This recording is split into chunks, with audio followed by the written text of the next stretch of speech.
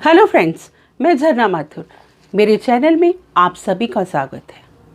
आज के वीडियो में मैं आपको थाट के बारे में बताऊंगी। सप्तक के 12 स्वरों में से क्रम अनुसार जो 7 स्वरों का समुदाय होता है उसको हम थाट कहते हैं।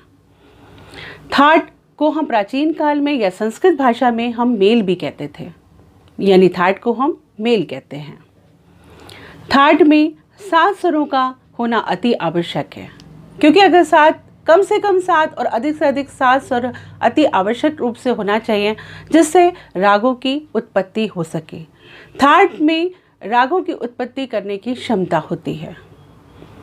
राग में जो भी स्वर होते हैं उनका क्रम अनुसार होना अति आवश्यक है। जैसे सा के बाद रे, रे के बाद गा, गा के बाद मा, इनका होना अति आवश्यक है। चाहे स्वरों का जो स्वरूप है वो बदल जाए, जैसे रे शुद्ध हो या रे कोमल हो, मध्यम तीव्र हो या आपका शुद्ध मध्यम प्रयोग हो। थाट में रंजकता नहीं उत्पन्न होती, इसलिए उसमें आलाप, तान, आपका ये सब होने की आवश्यकता नहीं है। और राग थाट के जो आरोह हैं, अवरोह, दोनों का होना आवश्यक नहीं है, क्योंकि जैसा आरोह होगा वैसे ही अवरोह माना जाएगा। हमारे भारतीय संगीत में जो हमारे स्वर्गीय पंडित विष्णु दिगंबर भातखंडे जी ने जो इसके थाट जो बताए हैं वो 10 थाट बताए हैं। यानी भारतीय संगीत में 10 थाट मुख्य माने गए हैं, जिससे हम रागों को उत्पन्न करने की क्षमता होती है। तो वो 10 थाट किस तरीके से है? सबसे पहले आता है हमारा थाट बिलावल थाट, कल्याण थाट, खमाज, आसाबरी, काफ़ी, भैरवी, भैरव, मारवा, पूरी और तोड़ी।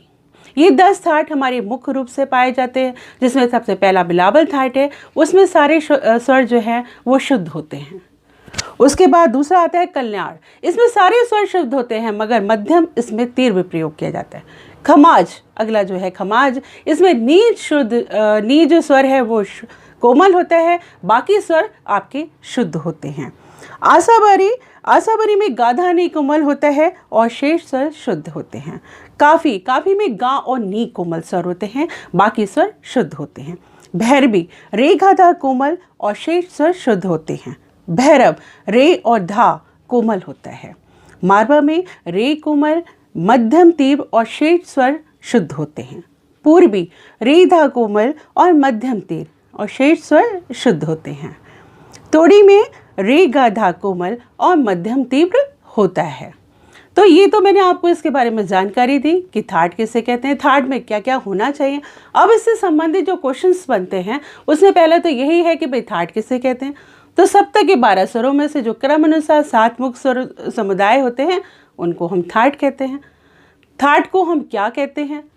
तो संस्कृत भाषा में भी उनको मेल कहा जाता है।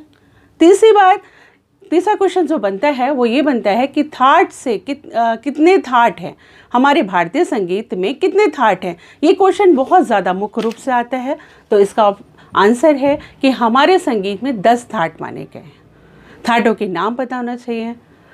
थाटों में जो थाट हैं उनमें कौन कौन से स्वर कैसे लगते हैं, इसके बारे में आपको जानकारी होना चाहिए। तो इससे रिलेटेड यही सारे क्वेश्चन आते हैं। चलिए, अगर आपको ये मेरा वीडियो पसंद आया हो तो प्लीज़ मेरे चैनल को लाइक कीजिए, शेयर करिए और सब्सक्राइब करिए। धन्यवाद।